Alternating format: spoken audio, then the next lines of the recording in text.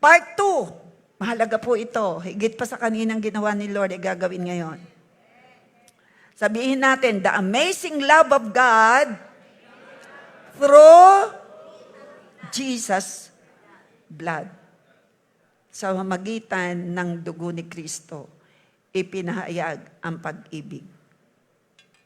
God is love, and the greatest expression of His love towards us is the blood. Ang Diyos ay pag-ibig, at ipinakita ng Diyos ang kanyang pag-ibig sa pamamagitan ng pagdanak ng dugo ni Kristo nung siya'y mabayubay sa krus ng Kalbaryo. The power of the blood of Jesus has provided everything we need to live a life of victory and a life exceedingly blessed. Kailangan po nating maunawaan ito para sumang-ayon ka na you are truly blessed under the blood of Jesus. Napakahalaga po ng ituturo ko ngayon, additional dun sa itinuro ko nung isang linggo. Pero hindi ko po natapos. Next week po ang part 3.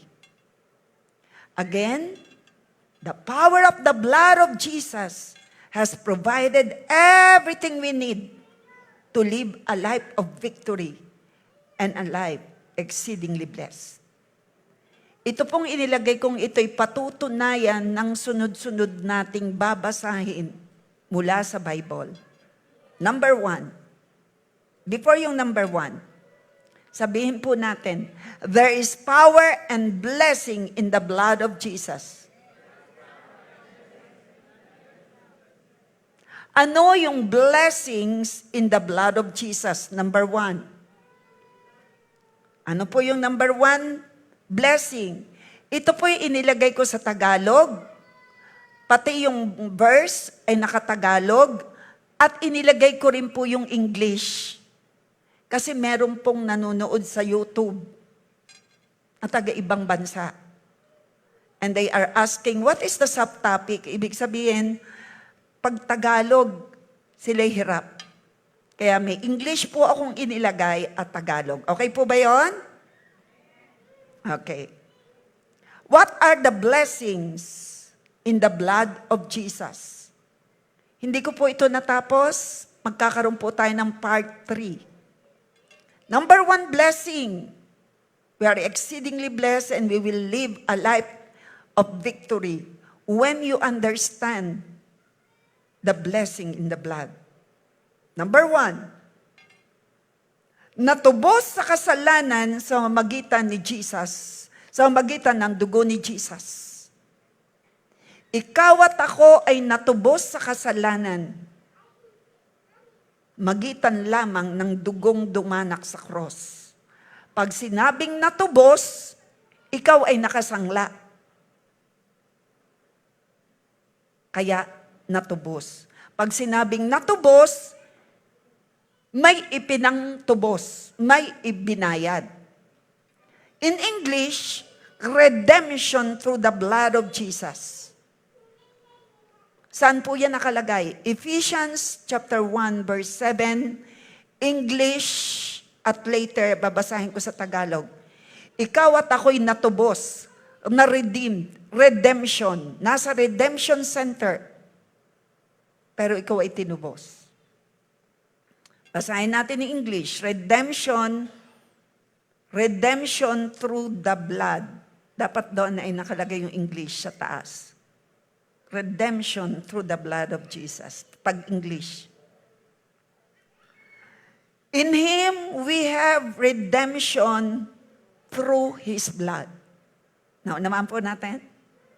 Paano tayo na-redeem sa Redemption Center? Sagot po kayo para alam ko kung nauunawaan ninyo. Pag hindi po kayo sumasagot, may kausap kayo. O kaya, hindi nyo alam ang sagot sa tanong ko. Sasagot po tayo, okay lang po ba? Sabi mo, okay lang po ba? Okay. Redemption through the blood of Jesus. Basahin po natin Ephesians 1:7. In Him, dahil tayo nakikristo, we have redemption through His blood. Sa mamagitan ng dugo. The forgiveness of sins according to the riches of His grace. Ikaw at ako'y nasa redemption center. At ang iniredeem sa atin ay blood ni Jesus. Basahin natin sa Tagalog. Ephesians 1:7. Sa pamamagitan ng dugo ni Kristo, tinubos tayo na ang ibig sabihin ay pinatawad ang mga kasalanan natin.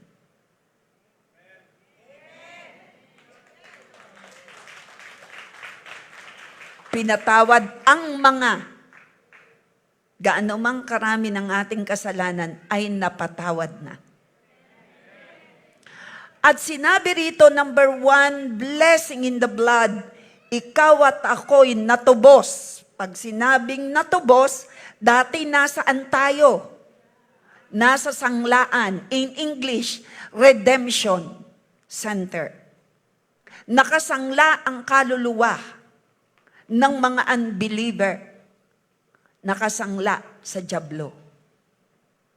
Pero ikaw, in Him, ikaw na nakay Kristo, ako na nakay Kristo, ay natubos na sa sanglaan dahil sa dugo ni Kristo.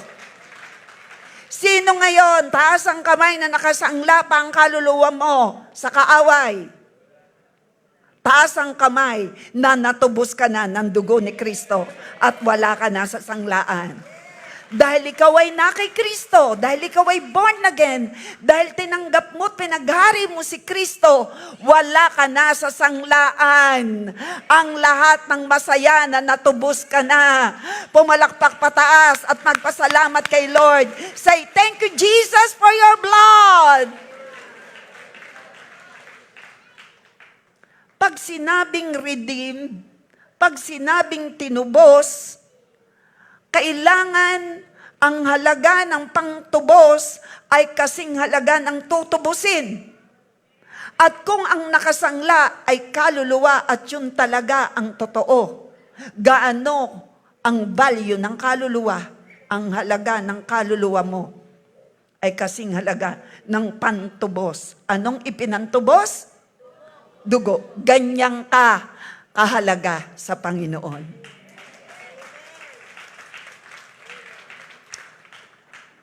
Mga magulang ko't kapatid, alalahanin natin yung the value of our soul. Dahil ang ipinangtubos ay napaka-precious. Itong katawan na ating pinaglalaanan, pagpapaganda, ang iba ay nagpapatapyas ng, hindi ko alam, inaayos ang ilong, ang binti, wala namang problema pa, pera eh. Okay lang. Pero I want you to know, pinakamahalaga ay ang kaluluwa mo. Give value to your soul. Ito ang illustration na gagamitin ko para matandaan po natin. Meron ba diyang bottled water? Tingin nga akong bottled water dyan. Kuha ka nga, Edwin, ng bottled water. Okay. Bottled water, hindi ko naman bubuksan eh. Bilis. Hindi ko na kanina nakuha. Okay. Ay, ito, very good. Ito na. Ito pong bottled water ay may laman tubig. Alin po ang mahalaga? Ang laman o ang lalagyan? Ang laman. At pagkatapos maalis ang laman, anong gagawin sa lalagyan? Itatapon. Mas mahalaga ang kaluluwa mo na nasa loob ng sisidlan ng iyong katawan kaysa iyong katawan. Pahalagahan mo ang iyong kaluluwa, magbasa ka ng salita ng Diyos. Ang katawan natin ay sisidlan ng kaluluwa at ng espiritu. Ang tinubos ng Panginoon ay kaluluwa, dahil ang kaluluwa ng tao ay walang kamatayan. Ang pangalawang kamatayan ay mararanasan. Thank you. Nakita niyo po? Itatapon na ang bote. Ang mahalaga ay laman. Thank you. Ang ating katawan ay sisidlan ng kaluluwa at espiritu. Ang tinubos at binayaran ng Panginoon, ang iyong kaluluwa. Na kapag hindi natubos ang kaluluwa ng tao, mararanasan o hindi nagpatubos, mararanasan ang ikalawang kamatayan sa apoy ng impyerno. Ikaw at ako na na kay Kristo, hindi na makakaranas ng pangalawang kamatayan. Dahil 2 beses kang ipinanganak. Ipinanganak ka ng magulang mo at ipinanganak ka muli nung tanggapin mo si Hesus Kristo. Nanahan na sa iyo ang banal na Espiritu Santo, kaya ang patay mong espiritu ay nabuhay at nakipagrelasyon ka kay Kristo, at ang tinatakan ang pag-aari ng Diyos kailanman ay hindi na maaagaw sa kamay ng Diyos. Ganyan makapangyarihan ang dugo ng Panginoong Hesus. Ang linaw, redemption, tinubos tayo. Ano ang ipinangtubos sa'yo? Dugo, banal na dugo. Tanggapin mo ito at i-share mo sa iba. Kumusta ang iyong kaibigan? Ang miyembro ng ating pamilya. Papaano kung nananatili sila sa maling paniniwala?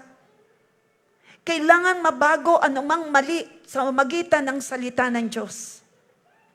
Mapalad ka, narito ka, nakikinig ka.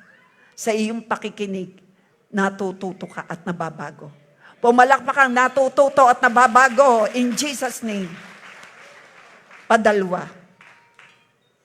Basahin, ayan, basa na natin. Padalawa. Napatawad at naging malinis dahil sa dugo ni Jesus. Ano yung una? Ano yung una? Natubos sa kasalanan. Ano yung padalwa? Napatawad at naging malinis. Basahin natin. Kung walang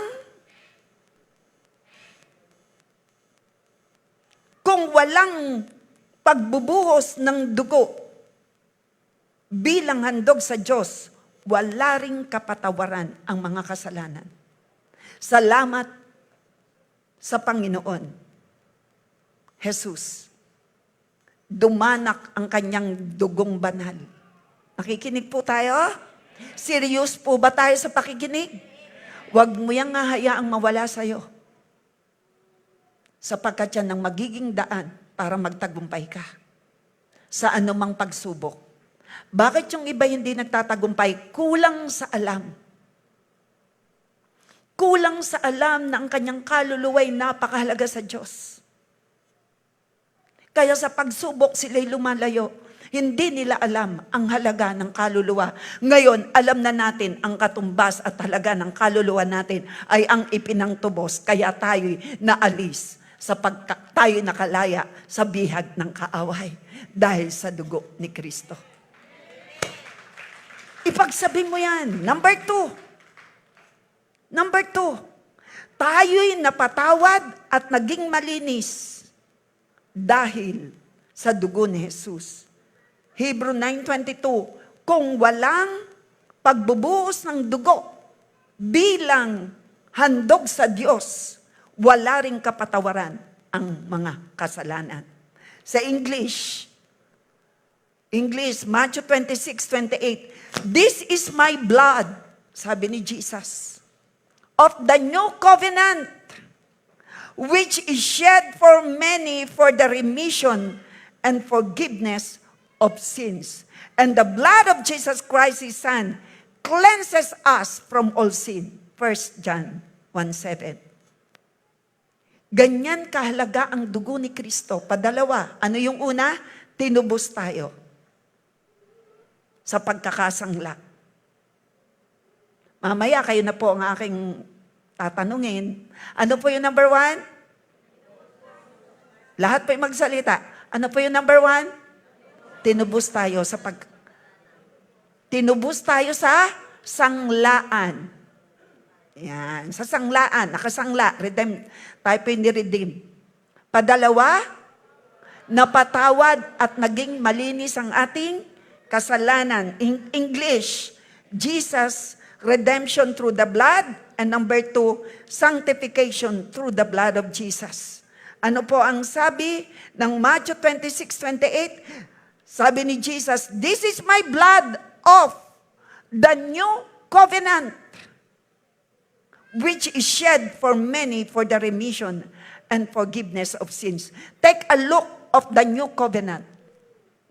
Sinabi ko po sa inyo nung isang linggo, under old covenant, ang ipinangbayad ay blood of the animal. Under new covenant, blood of Jesus. Salamat sa Panginoon. Natututunan natin, we are under the new covenant na ang ipinangbayad sa iyo at sa aking dugo banal ni Kristo Jesus. Sabihin na, thank you Jesus for your perfect sacrifice. Pag ako po'y nagpapasunod sa inyo, you need to confess it. Kasi lumayo-layo na mas malayo ang kaaway sa buhay nyo. Sabihin nyo ulit, thank you Jesus. Salamat Panginoong Jesus. Sa dugo mo, ako'y natubos sa sanglaan. Thank you Jesus. Because of your blood, ako'y naging malinis, napatawad sa lahat kong kasalanan. Ano po ang sabi ng 1 John 1:7? And the blood of Jesus Christ, His Son, cleanses us from all, lahat. Ikaw at ako'y naging malinis sa lahat ng kasalanan. Ang iyo bang gagawing kasalanan na hindi mo sinasadya o anumang uri ng kasalanan, yan po ba sa paningin ng Diyos ay bayad na? Yes, all. Kung bayad na, ba't nagsisisi pa? Ganito po yun mga magulang ko't kapatid. We need to repent. Ang repentance, inaamin mo para wala nang i-accuse sa'yo ang kaaway. Kasi umaming ka. Aaminin natin pag tayo nagkamali. Yan po'y pagpapakumbaba. At hindi po magkakaroon ng open door ang kaaway sa buhay ng mga taong umaamin pag nagkamali. Wala nang maiibalik sa iyo ang enemy. Aamin ka, 1 John 1:9, ng iyong pagkakamali at doon ka mababago. Kaya ang buhay ng tao na nakikristo'y pabago ng pabago, habang tumatagal, nakikita mong iyong pagkakamali, inaamin mong iyong kasalanan, nagsisisi ka, tumatalikod, kaya ikaw ay nababago ng nababago, tumataas ang iyong faith, tumataas ang blessing. Tumataas ang faith, tumataas ang blessing. Tumataas ang faith, tumataas ang blessing. Habang ikay nagpapakumbaba, iniaangat ka ni Lord. Ang isang tao ay nahihirapang umakyat, mag-soar high in faith kapag maraming basurang hindi ibinibitang. Ano po yung basura? Dala-dala niyang kasalanan, ibitang mo yan. Mahihirapan kang lumago. Mahihirapan kang umakyat to the next level of maturity. You need to remove all the baggages of sin. You need, tingnan niyo ha, yung umaakyat sa bundok, light lang ang suot. Sagot naman kayo. At hindi yan magdadala ng napakabigat na tumbler. Hindi yan magsusuot ng sapatos na napakabigat. At hindi yan maglalagay ng belt na bakal. Ang suot niya ay very light. Kasi aakyat siya sa bundok. Hello? Light lang ang dala niya. Tayo, gusto nating mag-matured. Gusto nating lumago. Ibitang mo ang lahat ng basura, ibitang mo ang lahat ng bit-bit mong bagahe. Ibitang mo lahat sa Panginoon. Sabi mo sa iyong katabi, ibitang mo lahat ang nagpapabigat sa iyo. Nagpapabigat sa iyong damdamin, ibitang mo lahat yan. Lalago ka sa pananampalataya mo sa Panginoon. Through the blood of Jesus. Palapakan natin si Lord. Gets po natin? Kayong iba, ang tagal ng Kristiyano, hindi nalago. Yung kasalanan kasi ayaw pa aminin. Yun ibasura. Nagpapabigat yan sa puso mo. Balakid yan sa pag-akyat. Sino ba yung narinig? Sabi ng asawa ko. Sabi daw ng isang speaker, abay, huwag ka na maging leader kung ikitampuhin. Hindi pwedeng leader. Hindi ako mag-mention, nabanggit lang kagabi. Nabanggit daw ng isang speaker, hindi ka naman pwedeng leader kung ikaw ay natitisod-tisod at ikaw ay tampuhin pa. Taas ang kamay na hindi tampuhin. Oh, matured ka na. Baga magtatampo. Yung mga offense, disappointment, yung mga busyness, yan po ang balakid sa paglago. Sabi mo siyang katabi, binago na ako ni Lord. Through the blood. Amen? Okay. So ano po yung number 1? Natubos. Saan? Sanglaan. Wag niyo yung i-neglect yung word na sanglaan. Nakasangla, kaya tinubos. Anong ipinangtubos? Anong ipinantubos sa iyo at sa akin? Blood of Jesus. Sabi mo sa iyong katabi, wala na tayo sa sanglaan. Tinubos na tayo ng dugo ni Kristo. Kaya pagdating ni Christ, dumating si Christ sa alapaap, kasama ka rin sa salubong sa himpapawid. Wala ka sa sanglaan, makakasalubong ka.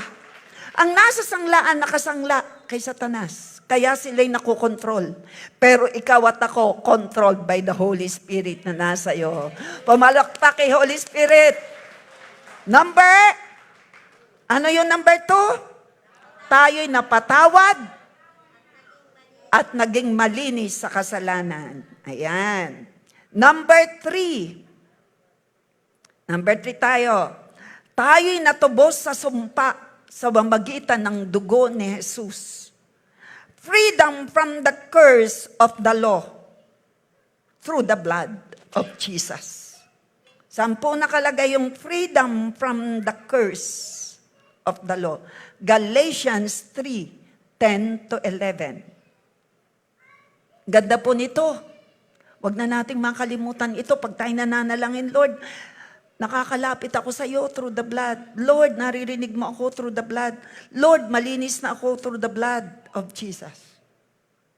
Hanggang mamaya, nakikita nyo. Lord, wala na ako sa sanglaan. Di na ako nakasangla. Napalaya mo na ako sa pagkakabihag. Bakit ba tayo napasangla? Dahil po ng ating minanang kasalanan kay Eva at kay Adan. Dumaloy po sa ating, kaya lahat ng ipinanganganak, may taglay ng kasalanan na kailangang ihandog ang bata. Kasi hindi pa niya kayang ihandog ang buhay niya kay Lord. Pero ikaw at ako, mula nung ihandog natin ang ating buhay sa Panginoon, sabi ni Lord, sige, handog ang buhay mo, pakikialamang kita, aayusin kita. Pakikinisin ko ang ugali mo. Mamumunga ka. Mapaparangalan ako sa buhay mo. Sino ritong handang magpalinis at magpasakop sa Panginoong Diyos? Pambalakpak sa Panginoon. Handa kami, Lord. So number 1, redemption through the blood of Jesus. Number 2, forgiveness and sanctification through the blood of Jesus. Number 3, freedom from the curse of the law through the blood of Jesus. 10 yun nakalagay? Galatians chapter 3, 10 to 11. Kinuha ko po sa ERV, Easy to Read Version.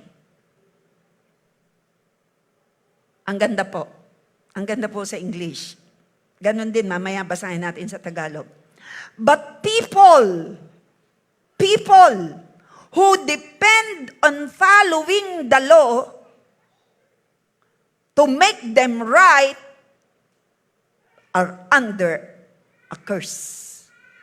Ang tao raw na dumidepende sa kabutihan niya para maligtas ay nasa sumpa. Ang tao raw na nagpipilit at nagsusumikap na sundin ang 10 utos para siguradong palangit ay nasa sumpa. Hindi po ako may sabi. Kalagay sa Biblia, babasahin natin sa Tagalog. Bakit? Matututo siyang magmalaki. Nasa halip ang ipagmalaki yung ginawa ni Christ sa cross. Samantalang wala namang makakasunod sa 10 utos. Kaya ang sabi, ang linaw, people who depend on following the law, yung law of Moses, to make them right are under a curse. As the scriptures say, they must do everything that is written in the law. Kailangan mo sundin ang 10 utos. Pag hindi mo nasunod, ikaw ay nasa sumpa. Sabi ng Galatians 3, chapter 3, verse 10. Pero, ito, the scripture says, the one who is right with God by faith will live forever and ever. Sino rito ang na kay Kristo, tunay na born again, may relasyon kay Lord, you will live forever dahil ikaw ay naniniwala, we are saved by grace through faith. We are under Old Covenant? Sagot naman kayo. New Covenant.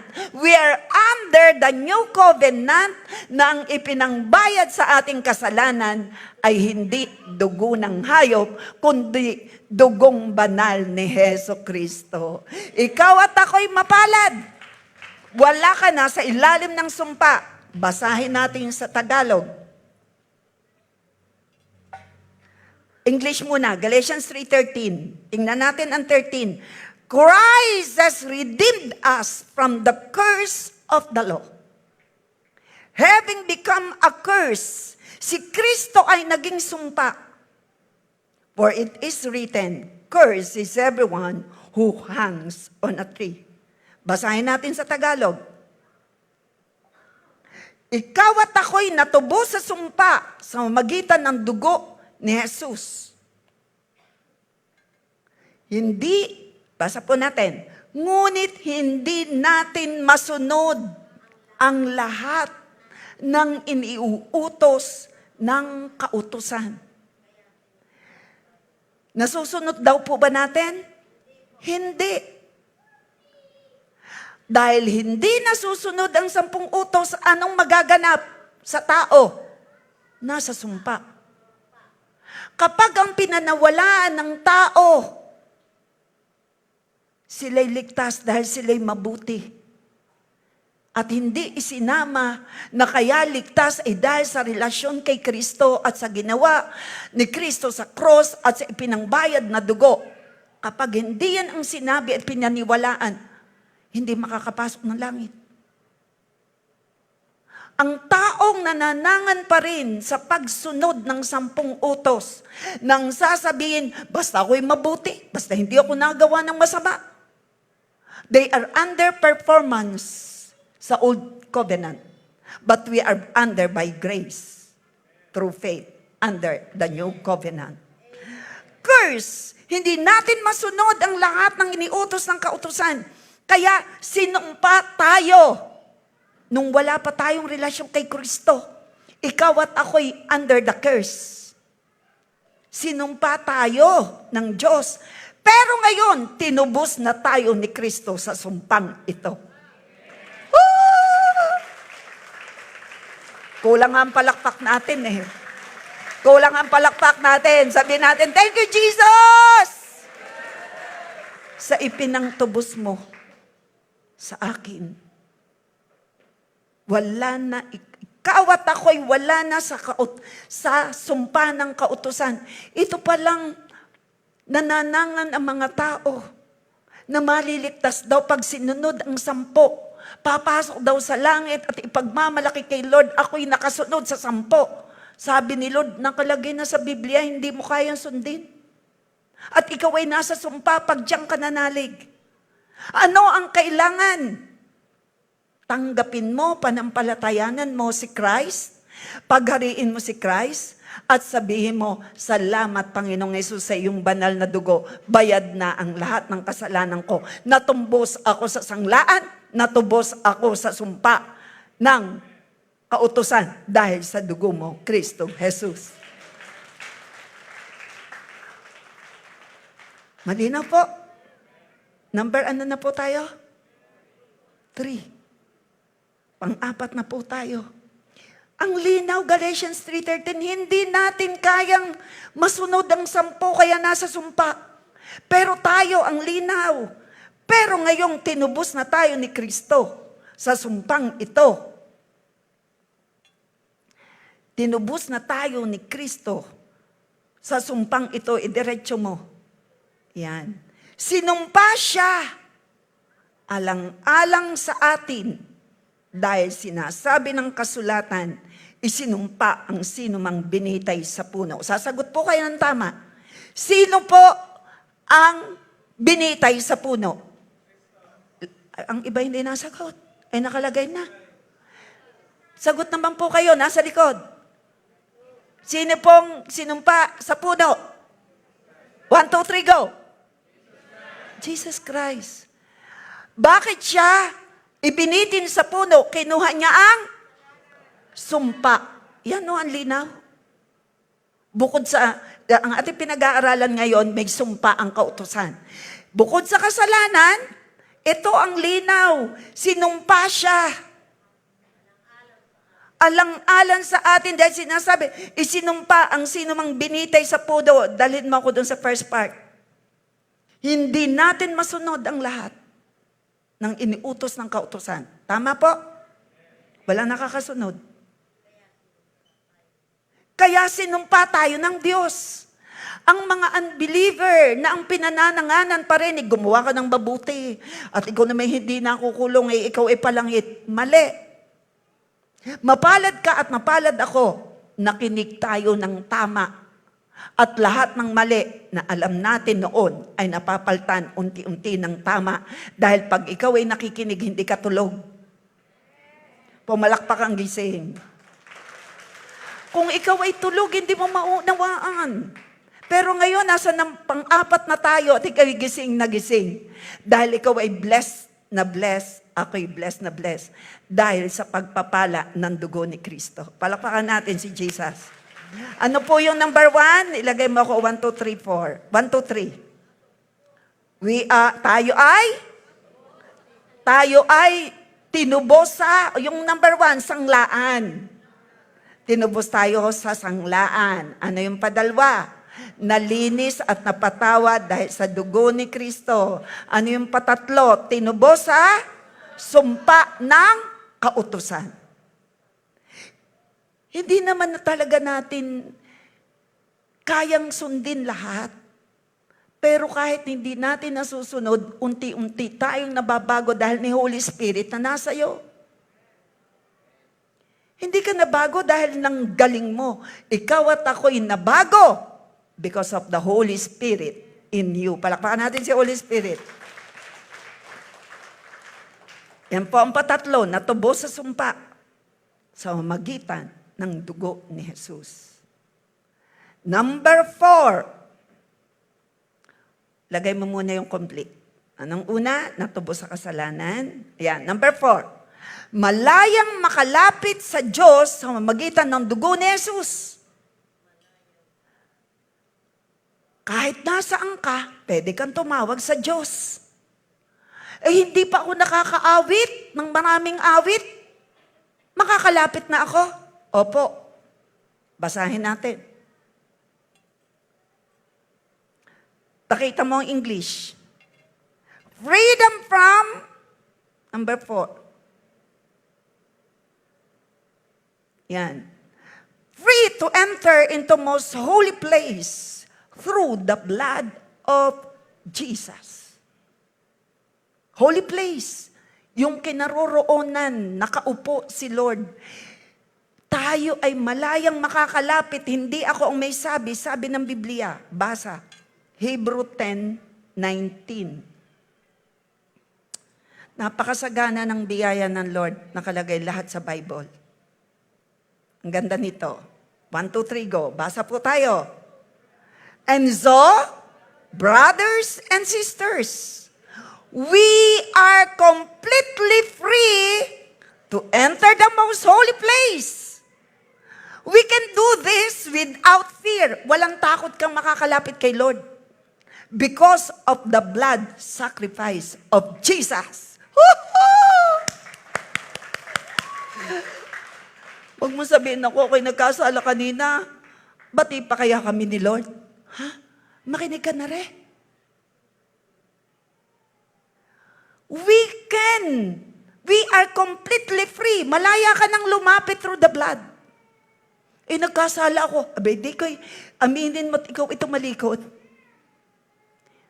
Most holy place. Makinig kayo, tinuro ko sa inyo, sa Old Testament time, merong outer court at merong inner court.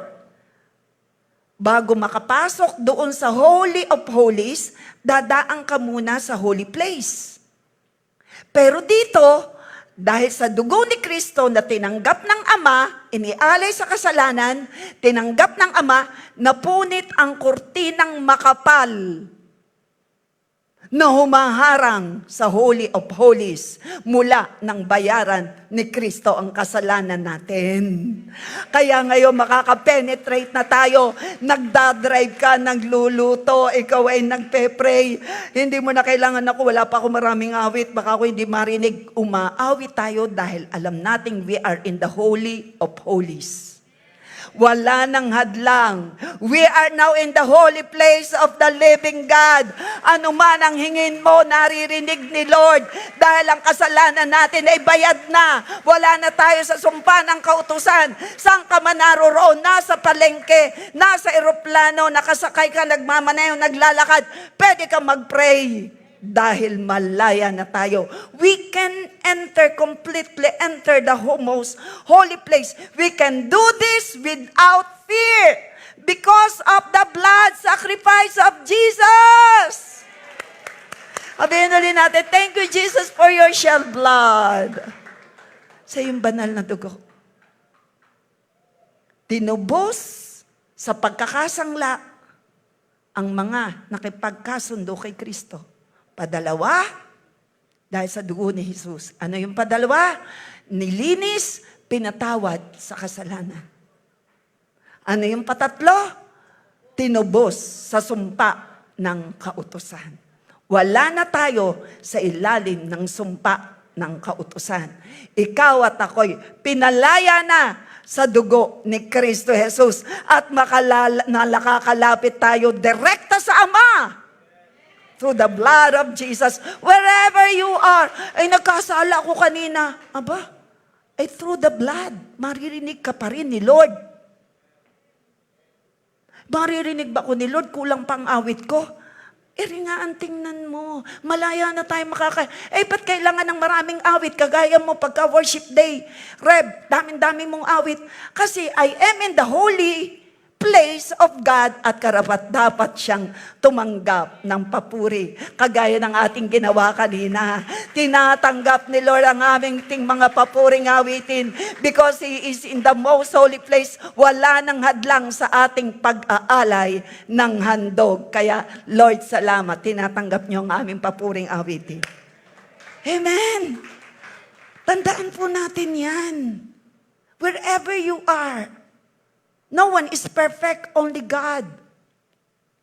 But praise be to God, because of His blood, natubos tayo sa pagkakasangla. Because of His holy blood, napatawad, naging malinis tayo sa kasalanan.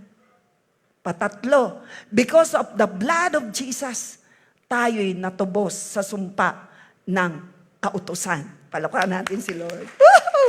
Kaya ikaw at ako'y blessed beyond measure. Tumayo ka at sabihin mo, thank you, Jesus. I am blessed beyond measure because of your holy blood. Sinasabi niya yan? Sabi niyo, shout. Shout it loud. Thank you, Jesus.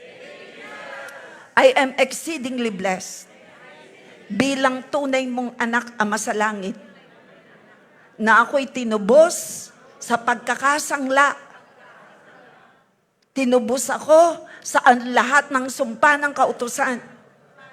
At ako'y naging malinis sa kasalanan at napatawad sa kasalanan at may buhay na walang hanggan dahil sa banal mong dugo, Panginoong Hesukristo. Palakpakan natin si Lord. Hindi pa po tayo tapos. Pinatayo ko lang kayo.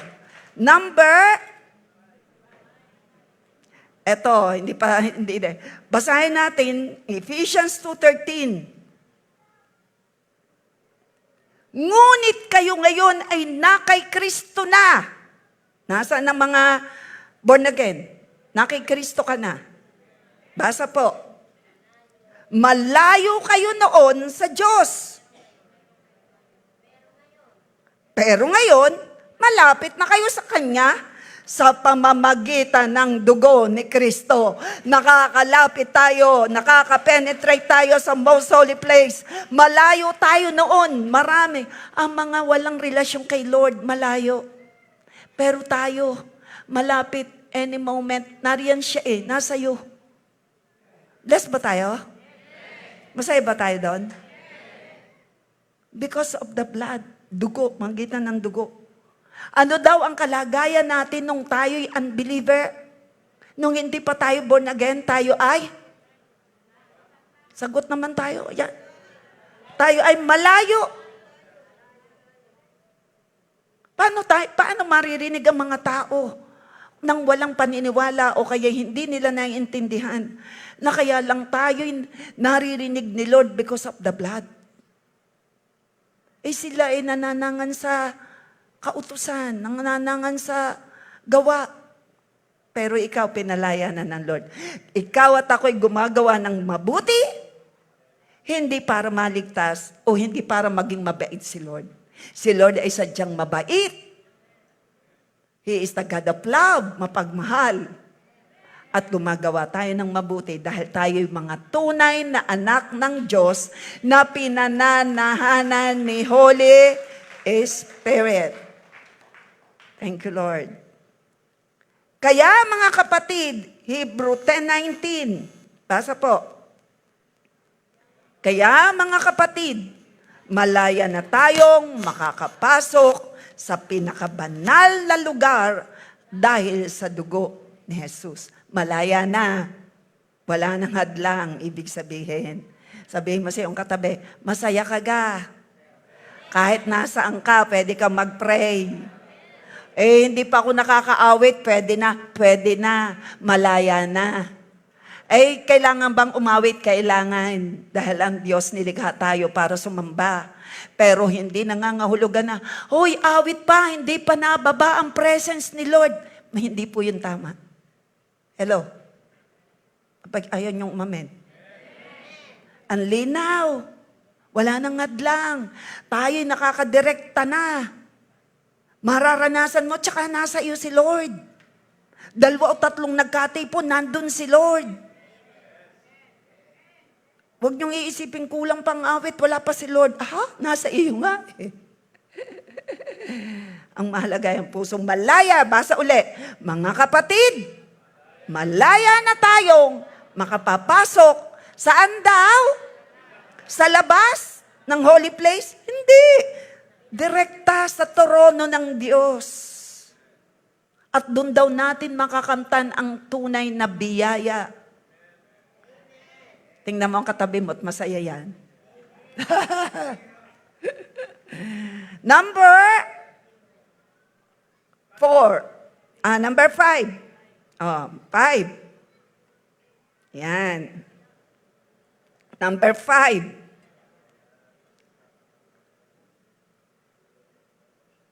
Deliverance from the power of darkness. Kanina ba hanggang number 5 lang ako? Hanggang number 5 lang ako kanina. Ibig sabihin, next week ko itutuloy. Number 5. Deliverance from the power of darkness through the blood. Colossians 1:13. God made us free from the power of darkness and brought us into the kingdom of His dear Son. San tayo pinalaya ng Lord? Dating alipin ng dyablo, nasa dilim, kinuha ka ni Lord. Inisnatch ka ni Lord. Inalis ka ni Lord sa dilim. Huwag ka nang babalik sa dilim. Si Lord ang light of the world. Nasa liwanag ka na ngayon. You belong into the kingdom of God here on earth, na ang hari ay si Jesus. You and me belong to the unshakable kingdom of God because of the blood. You have been free. The Lord set us free through the blood. Deliverance, or He delivered us from the power of darkness. Basahin natin sa Hebrew 2:14. Iniligtas niya tayo mula sa kapangyarihan ng kadiliman. Inilipat sa kaharian ng minamahal niyang anak. Wow, sabihin mo, wow. Huwag ka nang mamumuhay na parang ikaw ay nasa dilim pa. Ang nasa dilim, hindi alam ang ginagawa. Ikaw at ako, alam na natin ang tama at mali. Dahil tayo nasa liwanag. At ang liwanag ni Kristo nagliliwanag sa atin. Sino ang masaya dahil sa dugo ni Kristo? Wala ka na sa kaharian ng kadiliman. Ikaw at ako'y nasa kaharian ng Diyos dito sa lupa. Palakpakan natin si Lord. Woo! Nakikita sa iyo ang pagbabago. Dahil naghaharita sa atin si Kristo. So, number 5, deliverance from the power of darkness. Tandaan ninyo, anumang ipagbawal nyo sa lupa, ito ba yung sinabi ko kanina? Parang hindi. Sabihin ko na, bago ako mag-testify. Tandaan ninyo, anumang ipagbawal nyo dito sa lupa, ay ipagbabawal sa langit. Wow! Because we are under the blood. We became a child of God, at ito ang benepisyo. We are now under the blood. At we are delivered from the power of darkness. At meron ka na at akong kapangyarihan. Pag ano raw kapangyarihan na meron tayo, ano daw ang ating ipagbawal sa lupa, ay ipagbabawal sa langit. Abay, sagot naman kayo. Ay, salita po yan ng Diyos. Doon nga sa YouTube, nabasa ko, wag na naman kayong pilitin ni pastorong magpa-amen. Basahin nyo, nasa YouTube. Hindi ko kilala kung sino yun. Baka nakikinig. Abi, kayo isasabihan pang umamen, bago mag-amen. Basahin nyo, pumunta kayo sa YouTube. Nung isang linggong preaching, may nagsulat ho doon. Thank you. Sabi ron, kayo na may tuturuan pang mag-amen. Ang binabasa ay salita ng Diyos. Sabi ko, ang buhay natin kay Kristo ay sa paganda, sa pabuti, sa payaman.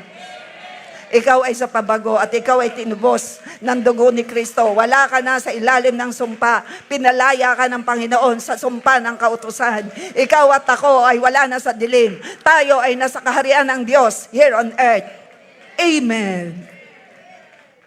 The Lord set you free from the power of darkness. Anuman ang pagbawal sa lupa, ipagbabawal sa langit, ipahintulot sa lupa, ipahintulot sa langit. Pag pinahintulot mong ikaw ay laging galit, di yun na nga. Pero pinagbawal mo, ayaw ko na ako ay madiktahan ng galit, ipagbabawal yan sa langit. Ayaw kong ako'y nasa kahirapan. Pinagbabawal ko ang kahirapan. Sige, 1, 2, 3, go. Gamitin natin ang kapangyarihan. Makinig muna kayo. Because of the blood of Jesus that redeemed us from tinubos tayo sa sanglaan, tayo naging anak ng Diyos. Okay? Ikaw at ako'y anak. Ngayon, sa ranking, ito ang Diyos, pinakamataas, hindi kayang pantayan ng kapangyarihan ng Diyos. Sino ang sumunod? Wala, hindi kayo nasagot. Sagot agad. Ay, hindi nasagot ang iba, hindi alam. Sige, okay lang. Ang Diyos at ikaw ay anak, tayo ang kasunod, anak eh. Lahat ba ng nilikha ay anak ng Diyos? Sino lang ang kasunod sa kapangyarihan at may taglay na kapangyarihan? Unay ang Diyos, all-powerful. Sino ang sunod na may taglay na kapangyarihan na binigyan ni Lord? Ikaw at ako bilang anak. Sino ang under natin? Angels, divine angels. Inuutosan lahat ng ninagaw ng kaaway, dalhin mabilis sa mga nanakawan. Yan. In Jesus' name. O, bahala ka, Lord, kung anong mangyayari. Basta utusan mo. Gapusin! Ako may minister nung isang araw. Sabi niya, ay ako na may yung pakalwalaan ha. Sabi ko, anghel ng Diyos, pakawalaan na tumanggap na kay Lord Are. Kasi nagapos. Bakit? Matapang. Hindi paggapos mo sa anghel ang kamay. Sabi ng kamay, gapos ako gang gumapos. Hindi, inutusan ko ang anghel ng Diyos. Sabi mo sa iyong katabi, gamitin mong kapangyarihan. Ganyan po mga nagmi-minister for the glory of God. Eto ngayon, sa ranking, all-powerful ang Diyos. Hindi kayang pantayan ng kapangyarihan na meron. Pero ikaw at ako bilang anak ng Diyos at mananampalataya, binigyan niya ng kapangyarihan. Lagay mo muna nga ako doon. Mark 16. Sige. Kaya lang, ano na pala? Alas 12 na pala. Ano ga? Gusto niyo pa o sa isang linggo na? Brother John nila ang nag-yes diretso. Mark 16:17. Ang mga sumbampalataya ibibigyan ng kapangyarihan gumawa ng himala.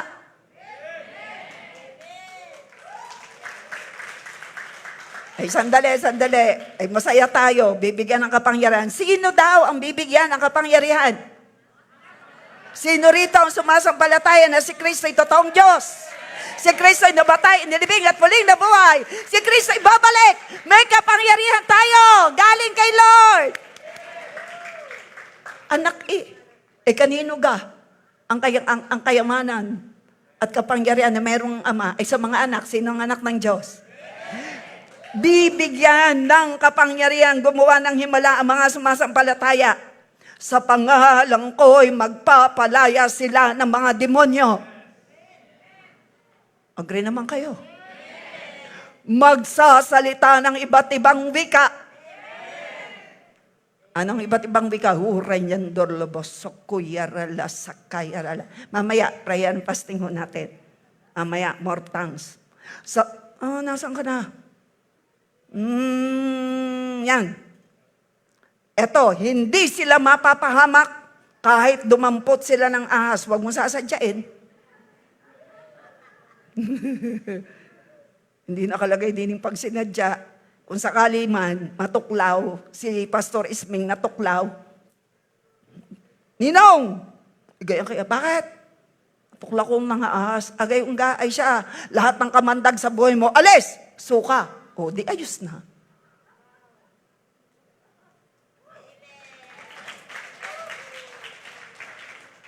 Makainom ng lason, nilason ng ating apostol at si Rebgani.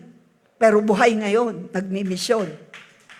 Pangako ng Lord, gagaling ang may sakit na papatungan ng ating kamay. Mamaya ipatong mo yung kamay sa part na yung katawan, may pangako ang Lord.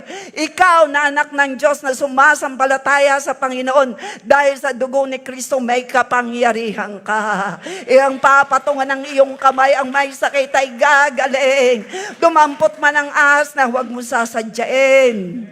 O makainom ng lasong hindi sinasadya, ay hindi mamamatay. At ano pa ang sabi? Hindi sila mapapahamak. Sabi mo siya, katabi, nakasulat na bilang anak ng Diyos. Kung ikaw ay nananampalataya, may kapangyarihan ka. Ilagay mo ako doon sa kanina. Pakpakan natin si Lord. Kaya ang kamay mo, gagamitin, sabi mo, Lord, salamat po. Ang kamay kong ito ay super blessed. Dadaluyan ng iyong kapangyarihan. At saan man ko ito ipatong mula ulong talampakan. Kapangyarihan mo na nagpapagaling at gumagawa ng himalang nagpapalaya, nagdi-destroy ng sakit karamdaman sa sino mang papatungan ko ng kamay kong ito na ngayon nakatatong sa aking ulo. Hallelujah! Kapangyarihan mo ng aking mararanasang tuloy-tuloy. Sa dugo ni Kristo ako'y may kagalingan, may kalayaan. Salamat, Lord, sa iyong kapangyarihan na dumadaloy dahil ako'y sa iyo bilang anak mo, may taglay na kapangyarihan. Ako'y gumaling na sa lahat ni Jesus. Sasabihin mo yan. Ikaw at ako'y meron. Hindi ako lang. Patungan ng kamay. Bless tayo, bilang beyond measure. Amen? Yung kanina, balik mo ako doon, hanggang sa Luke 10. Matthew 18, yan. Tandaan nyo, yun muna. Tandaan nyo, dalawa sa inyo, ang magbawal, 18:18. Tandaan ninyo kung ang anuman ang inyong ipagbawal, makapatid, mahalaga ito. Ipagbawal mo ang kahirapan. Ipagbawal mo ang kaguluhan. Anong mangyayari? Pag ipinagbawal sa lupa, pagbabawal sa langit. Wala kang ipinagbawal, wala rin ipinagbabawal. Kailangan may ipagbabawal ka, kahirapang, kaguluhan, sakit karamdaman, mga dengue, sakit, lahat ng sakit, ipagbawal mo yan. Ikaw mismo. Tayong inutusan. Tandaan ninyo, anumang ipagbawal nyo dito sa lupa, ipagbabawal sa langit. Bakit? We are under the blood. Maririnig tayo because of the blood. Nakakapasok tayo sa trono ng Diyos because of the blood. Malinis tayo because of the blood. Walang adlang sa paglapit natin kay Lord because of the blood. It's all because of the blood. Ano mang ipagbawal mo sa lupa, sabihin natin, ipinagbabawal ko anumang kanser sa buhay at pamilya ko in Jesus' name, lahat ng sakit karamdaman, pinagbabawal kong aksidente in Jesus' name, pinagbabawal kong anumang kahirapan, ipinagbabawal kong anumang pagnanakaw sa pangalan ni Jesus. And Lord, pag ikaw ay may pinagbawal, ikaw na may magpapakawala. Nagbawal ka nga, hindi ka naman nagpakawala. Ano ba? Nag-release. O, i-release natin ngayon yung ating kinapos, magpakawala tayo ng maganda ngayon. Sabi natin, inire-release ko ngayon sa pangalan ni Jesus sa aking buhay, sa aking pamilya, sa J1 family, ang kagalingan, nire-release ko ngayon, pinakakawalan ng langit ngayon, ang himala ng kalayaan, himalayang magandang kalusugan, ang kasaganaan, ang kagalakan at kapayapaan, ang pagkakasundo sa loob ng tahanan, ang mabuting asal, pinakakawalan ko ngayon, ang mga pabor at promotion. In Jesus' name, ang buhay ko'y sa pasagana, sa payaw, sa pabuti, palapit ng palapit kay Lord. In Jesus' name, pinakakawalan ko ang lahat ng uri ng pagpapala mula north, south, east, west. In Jesus' name. Palakpakan natin si Lord. Ang tagumpay, tinuruan ko lang po kayo. At yan po'y ginagawa ko araw-araw. Lalo po kami na humaharap sa maraming pagmiminister. Kahapon po, sa crusade, after ko pong mag-speak, nagkaroon po ng pananalangin. Meron po doon, may bukol. Nasa live tayo eh. May bukol from sa isang church somewhere na malayo. Narinig sa FB na merong crusade sa Batangas every Saturday. Nagpunta doon. 10 taon pa lang nagtatrabaho sa China. Ang amo ay Chinese. Kinukulang pala kaya nagkabukol.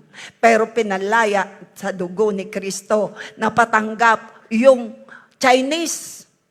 At sabi, attend na ako. I will attend to your church, JA1 Church in Macau. Ay buhay yung nangungulam. Siyempre, alam nga, mangulam ang patay. Dalawa. Kaya pala may bukol. Kinulam. Palakpakan natin si Jesus, the deliverer. Credit is yours, Holy Spirit. At ipahintulot nyo sa lupa. Kaya, pag ikaw ay nagbawal, magpapahintulot ka. Ang ipinahintulot mo, may maganda kong trabaho, kung meron mang nasaraduhang pintuan sa trabaho, may mabubuksan. Release. Ako ay pasaya. Ako'y palusog. Release. Ito ang 19, 20. Tandaan nyo, 19. Kung ang dalawa sa inyo'y nagkaisa dito sa lupa sa paghingi ng anuman, ito'y ipagkakaloob sa inyo ng aking Ama sa langit. There is power in unity. Kaya mamaya, prayer and fasting tayo. Nagkakaisa tayo. Huwag kayong tutulog habang nagpe-pray. Hindi kayo nakikiisa. Ay, ang pagpapalay, pag nagbuhos si Lord, tulog ka, wala. Mamaya po, after second service, diretso tayo ng prayer. Kaya mag-asawa, dapat nagkakaisa ng inihingi. Baka ang inihingi nung isa, Lord, bigyan niyo po kami ng brand new car. Sabi nung isa, ng babae, Lord, kahit second hand. Sabi ng Lord, magkasundo muna kayo. Kaya sa pananalangin, dapat alam, sasang-ayon, hindi yung hiwalay. Lord, sabi ng lalaki, Lord, gusto ko maka-abroad. Sabi ng babae sa pananalangin kay Lord, Lord, gawan nyo ng parang huwag maka-abroad dito na lang sa lokal. Di magkaiba na. Magkaiba na. Sabi ng isa, Panginoong Diyos, gusto ko po magkaroon ng sariling bahay. Ngayon taong ito. Dahil may naipon na ako. Sabi nung isa, Panginoong Diyos, gusto po muna namin dito sa bahay ng aking magulang para makaipon pa kami at lumaki ang aming bahay. Magkaiba na. Ay, ang sabi rito, magkasundo. Mag-asawa, magkasundo. Sabi nung isa, gusto ko pong makabalik, Lord. Pabalikin niyo po ako sa abroad para ako'y kumita ng dollar. Sabi nung asawa, matagal na po siya sa abroad, wag na siyang umalis, Lord. Magkaiba na. Kailangan daw magkasundo. Mag-usap. Bakit? Yun daw ang ipahintulot ng langit. Kaya walang ipahintulot, magkaiba. Sabi mo sa iyong katabi, gets? Anong sabi ng 20? Sapagkat, saan man may 2 o 3 nagkakatipon sa pangalan ko, naroon akong kasama nila. Na ang Lord ay sumasa atin. Tinanggap ni Lord ang ating mga papuring awitin. And narito tayo sa number, tapos na tayo? 5. Gusto ko lang basahin yung Luke 10:19. Yan, 10:17. Dito ako mag-e-end. Di ko nasabi yung kanina, itong mga masayang masaya. Basahin natin ang masaya. Dali. Masaya Oh, 1, 2, 3, go. Masayang bumalik ang 72. Sino yung 72? Disciple. Iniulat nila. Panginoon, nag-report kay Jesus nung nasa lupa pa si Jesus. Kahit po ang mga demonyo, napapasunod namin dahil sa kapangyarihan ng iyong pangalan. Maganda yung kasunod. Bakit daw napapasunod ang mga demonyo? Kapangyarihan ng pangalan ni at taglay yung dugo ni Jesus. Next, sinabi sa kanila ni Jesus, nakita kong parang kidlat na nahulog si Satanas mula sa langit. Binigyan ko kayo ng kapangyarihang tapakan ang mga ahas at mga alakdan. Sabi nung isa, nakakatakot kayo. Hindi, binigyan daw tayo ng kapangyarihan. Yurakan ang kaaway. Na-interrogate ko na po yung nasa kadiliman. Tayo wagi. Yung po sa orchidarium pa. Kulang na lang ang time natin. Next week na ako magpapatotoo. At daigin ang lahat ng kapangyarihan ng kaaway. Walang makapapanakit sa inyo. Ngunit magala kayo, hindi dahil sa napapasunod nyo ang masamang espiritu, kundi dahil nakatala sa langit ang inyong pangalan. Tumayo ang nakatala ang pangalan sa aklat ng buhay sa langit at sumigaw ng hallelujah! Through the blood of the Lamb, we are exceedingly blessed. Tayo umawit sa Panginoon. Huwag kang matakot. Mismo ng ating Apostle Bishop Art, ang dami niyang pinagdaanan, nilason, naipit ang paa ng bus, iningatan ng Lord. May pangako ang Diyos. Sa sino mang mananampalataya ay may kapangyarihan. Susunod na linggo ay higit pa nating mauunawaan ang dagdag pa sa pagpapala ng dugo ni Jesus. Una, natubos tayo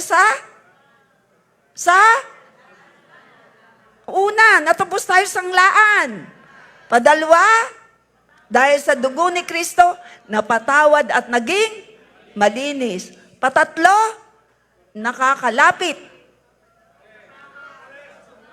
Nakalaya sa sumpa ng 10 utos.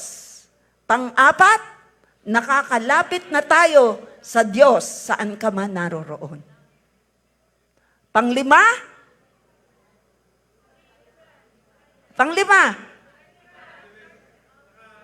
redemption, deliverance.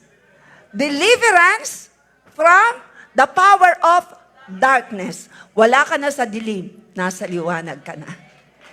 At magala ka kapag ikaw ay mananampalataya at ikaw nga'y tunay na mananampalataya, takot sa'yo ang dyablo. Sabi ko, takot sa'yo ang dyablo. At nakatala ang pangalan mo sa aklat ng buhay sa langit at gagamitin kang gumawa ng hibala ang mapatungan na iyong kamay, ang may sakit ay gagaling. Palakpakan natin ang Panginoon. Thank you for the blood of Jesus. Magpasalamat tayo sa sukdulang biyaya. Awitin natin ito ng buong puso kahit hindi karapat-dapat.